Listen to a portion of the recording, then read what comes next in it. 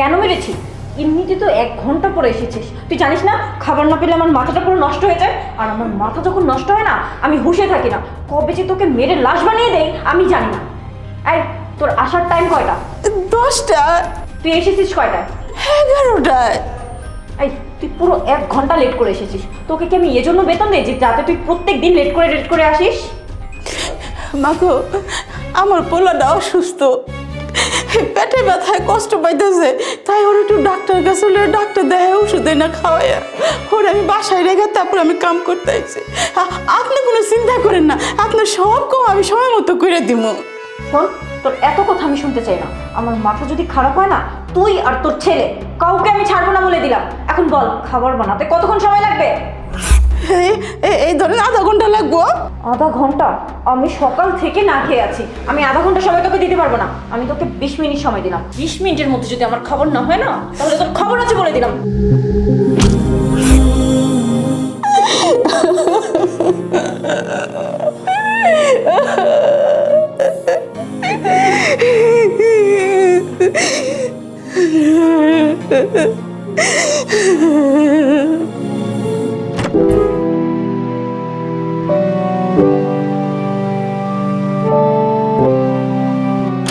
আরে রহিমা খালা, আসসালামু আলাইকুম। ওয়ালাইকুম আসসালাম মা। কেমন আছো খালা তুমি? এই তো মা ভালো আছি, আপনি ভালো আছেন? ভালো আছি। তা তোমার ছেলের কি অবস্থা, পড়াশোনার কি খবর? হ হ, ও ভালো পড়াশোনা করতেছে। আচ্ছা মা, আমি বাজার যে আমার দেরি হয়ে যেতেছে গা।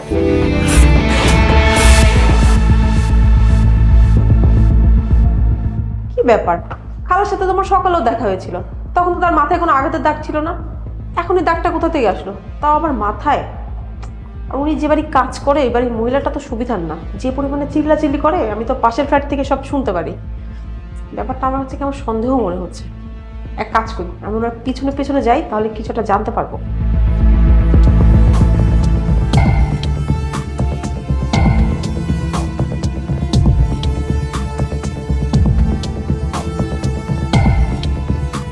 হ্যাঁ বাবা, তুই এখানে আচ্ছা চল বাসায় চল। আচ্ছা মা চলো। মা তুমি মাথায় ব্যথা পেয়েছো কি করে? না বাবা, ও কিছু না, ওই সিঁড়ি মুছতে যে পা পিছলে পড়ে যে আমি এখানে ব্যথা পাইছি। মা তুমি কেন মিথ্যা কথা বলছো? তোমাকে আবারও আজকে ম্যাডাম মেরেছে। আমি বুঝি না তুমি ওই বাসায় কেন কাজ করো। তুমি ওই বাসার কাজ ছেড়ে দাও। হ্যাঁ, আমি কাজ ছেড়ে দিব। আমি কাজ ছেড়ে দিলে সংসার চলবো কিভাবে, আর তোর পড়ালেখা কিভাবে চলবো?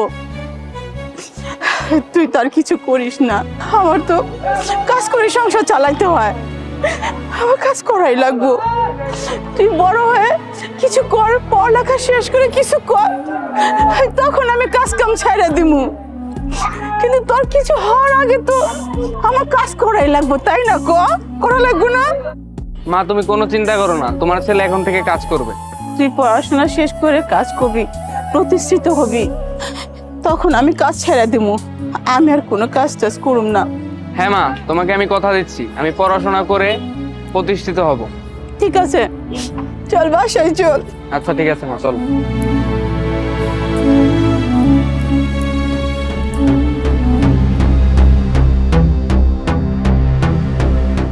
এই ওঠ।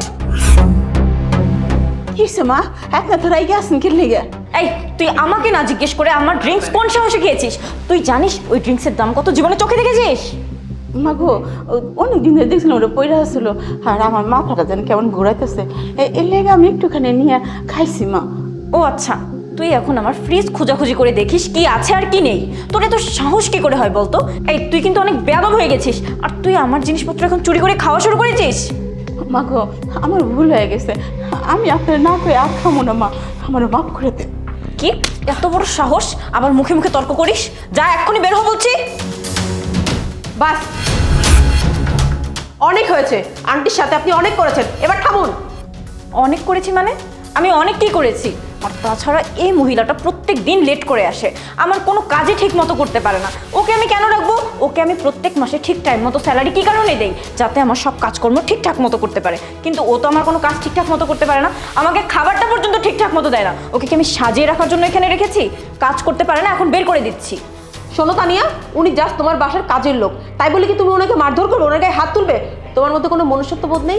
উনি তোমার বাড়ির সমস্ত কাজ করে তোমাকে সাহায্য করে, তোমার তার প্রতি কৃতজ্ঞ থাকা উচিত। তা নয় তুমি ওনার উপর এরকম হাত তোলো, এরকম বাজে ব্যবহার করো। শোনো, সোসাইটির সবাই তোমার ব্যবহার সম্পর্কে জেনে গেছে, আর এই অন্যায় আমি আর হতে দেবো না, বুঝতে পেরেছো তুমি? দেখেন, আপনি যেখান থেকে এসেছেন সেখানে ফেরত চলে যান। অন্যের বাসায় এসে উকি দেওয়ার তো কোনো দরকার নেই।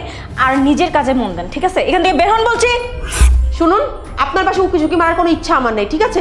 আপনি যে ওনার সাথে তো বাজে ব্যবহার করেন, ওনার সাথে তো চিল্লাচিল্লি করেন, এটা সোসাইটির সবাই জেনে গেছে। আর এরকম যদি রেগুলার চলতে থাকে তাহলে সোসাইটির মানুষের উপর কেমন প্রভাব পড়বে আপনি বলেন। আর সেজন্য আমরা একটা ব্যবস্থা নিব, আর আমি পুলিশকে কল করে দিয়েছি, পুলিশ এসে আপনার শাস্তির ব্যবস্থা করবে। কি ভেবেছেন এত কিছু করে পার পেয়ে যাবেন? পুলিশ এখানে কি করছে? হ্যাঁ পুলিশ, এবার থানায় চলুন। না না, প্লিজ আমাকে ক্ষমা করে দিন। আমি আর কখনো ওনার সাথে খারাপ ব্যবহার করব না। আমি ওনার সাথে ভালো ব্যবহার করবো আর কাজেই রাখবো। আপনার যা বলা আছে আপনি থানায় গিয়ে বলুন। আসুন।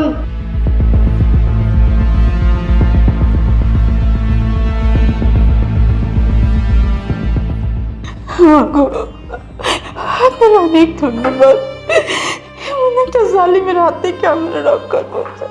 না না খালা, আপনি কেন আমাকে ধন্যবাদ দিচ্ছেন? মানুষ হয়ে যদি মানুষের উপকারে না আসতে পারি তাহলে কেমন হলো বলুন? আর আপনি তো আমার মায়ের বয়সী, আমি জানি আপনি অনেক টেনশনের মধ্যে থাকেন। আপনার ছেলের পড়াশোনা নিয়ে, আপনার সংসার খরচ নিয়ে আপনাকে অনেক চিন্তিত থাকতে হয়। আপনার অনেক টাকার প্রয়োজন, সেটাও আমি জানি। আর খালা, আরেকটা কথা, আপনি কাল থেকে আমার বাসাতেই কাজ করবেন।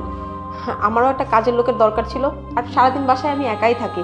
আপনি কাল থেকে চলে আসবেন আমার বাসায়। কেউ কারোর জন্য এত করেন না, আজকে আপনি যে আমার জন্য করলেন।